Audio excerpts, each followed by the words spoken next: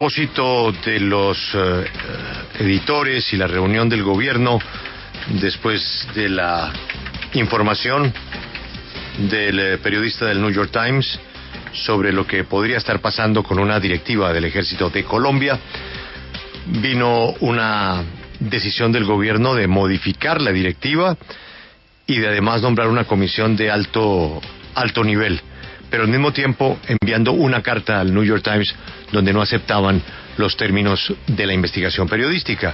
Y ahí pues fue el gran error, porque el New York Times no solamente contestó, sino que nos metió un editorial fuertísimo.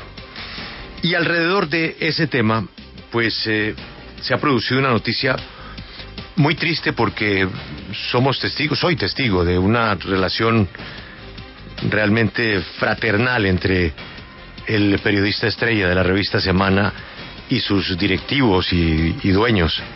Me refiero a Daniel Coronel.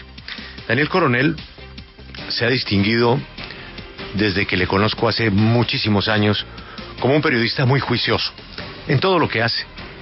En una simple nota como reportero, en una crónica, en la dirección de sus informativos en Colombia, fuera de Colombia, pero naturalmente como investigador. Y esa faceta de investigador la traslada a su columna, que repito, es la más importante de la revista Semana, respetando pues columnas que también hay muy importantes en la revista, pero pues esto lo tiene perfectamente medido y calculado la revista. Daniel escribió una columna donde le pedía una explicación a la revista. Dígame, ¿por qué esto del New York Times, si estaba en Semana, no apareció en Semana y apareció en el New York Times? Yo quiero que me lo explique. Y pasaron los días y aparentemente la explicación no le fue satisfactoria a Daniel Coronel. Vimos un trino del director de la revista donde decía que respetaba la columna de Daniel, que en Semana había total libertad para decir lo que se quisiera, pero que repetía que en Semana no engavetaban investigaciones. La duda de Daniel es si tuvo que ver o no tuvo que ver el gobierno en que esa investigación no saliera, teniendo en cuenta que la tenían antes que el New York Times. Ayer se produce una llamada telefónica del accionista y presidente de Semana, presidente saliente porque ahora es su hija, y le dice a Daniel Coronel que la columna no va más. Cuando yo pregunté ayer en Semana, eso lo informa Daniel en Twitter a sus lectores. Cuando leímos eso, pues obviamente quedamos muy impactados y tratamos de averiguar, y lo que nos informan es que realmente Daniel no se sentía cómodo con la explicación. Y a partir de ese momento, Semana tampoco se siente cómodo con que Daniel no se sienta cómodo con la explicación, porque para Semana esa era la única explicación. Y Daniel dice, no, yo quiero más, yo quiero saber más qué pasó. Daniel, gracias por atendernos, muy buenos días, reciba un saludo especial y pues por supuesto toda nuestra solidaridad. Buenos días, Julio, qué gusto saludarlos. ¿Este es más o menos el resumen de la historia o me faltó algo? No, yo creo que es como la versión de Felipe López, pero sí, faltan cosas. Evidentemente no es un problema de comodidad, porque el periodismo no es para que nadie se sienta cómodo. El periodismo es para hacer preguntas incómodas, incluso a los propios medios, incluso a los medios en los que uno trabaja. La revista Semana tenía las evidencias de que eso estaba sucediendo, de que existían esos documentos, tenía testimonios, tenía una serie de documentos desde febrero, y realmente no se publicaron.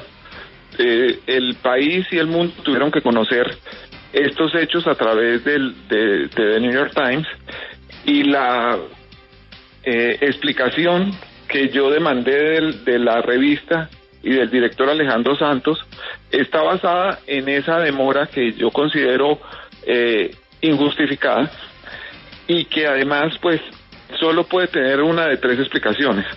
O hubo negligencia en el tratamiento de una información que era absolutamente vital, que era de vida o muerte para muchas personas, o hubo un error de criterio, que cualquiera lo puede tener. Los que hemos manejado medios sabemos que nos equivocamos, o lo otro, que Semana privilegió su relación con el gobierno sobre su deber de informar. Yo le pedí el viernes pasado a Alejandro que habláramos, esto fue muy temprano en la mañana, una hora después estábamos hablando, que consideraba injusto el tema, pero que lo entendía. Yo le dije que le iba a mandar la columna a él primero que a nadie, con el propósito de que la conociera y que pudiéramos hablar antes de enviarla a la edición. A las 10:30 de la mañana hablamos. Él me dio unos puntos de vista que yo busqué incluir y me dijo algo que me pidió que excluyera una frase que había en la columna, que decía que yo decía eso y me atenía a las consecuencias. Y me dijo, no, es que las consecuencias no pueden ser sino el respeto por lo que tú piensas y yo no voy a hacer nada contra ti, tú me conoces, no sé. Le dije, perfecto, no tengo problema, elimino esa frase que habría sido oportuna que hiciera parte de la columna porque pues los hechos terminaron mostrando que sí podían pasar cosas como las que evidentemente pasaron. Daniel, ese es el tema. Usted dice, yo acepté quitar esa frase porque pensé que no iba a tener consecuencias y simplemente confié en la libertad de escribir esa columna haciendo la pregunta de la investigación a la que hemos hecho referencia. ¿Qué cambió la historia entonces? ¿Por qué sí tuvo consecuencias? Pues yo pensaba que sí iba a tener consecuencias incluso cuando quité la frase. La quité porque pues él me dijo algo que era acorde con su conducta, pero yo sabía desde el primer momento que si estaba haciendo unas preguntas sobre decisiones editoriales de la revista, era posible que la revista quisiera no seguir con la colaboración dentro de la libertad que existe en los medios de comunicación para tener un columnista o no. Lo que pasa es que la razón aquí es importante. A mí me están cancelando la columna porque estoy haciendo unas preguntas que le resultan incómodas a la revista. No me la están cancelando porque le falta lecturabilidad. Durante 10 años consecutivos ha sido evaluada como la columna más leída de Colombia. Hemos hecho junto con Semana un trabajo investigativo y de denuncia que ha llevado a que se conozcan muchos casos de corrupción en este país, y yo pienso que he cumplido como columnista desde la primera columna hasta la última, mostrando que el periodismo debe ser un contrapoder incluso contra el poder de los medios.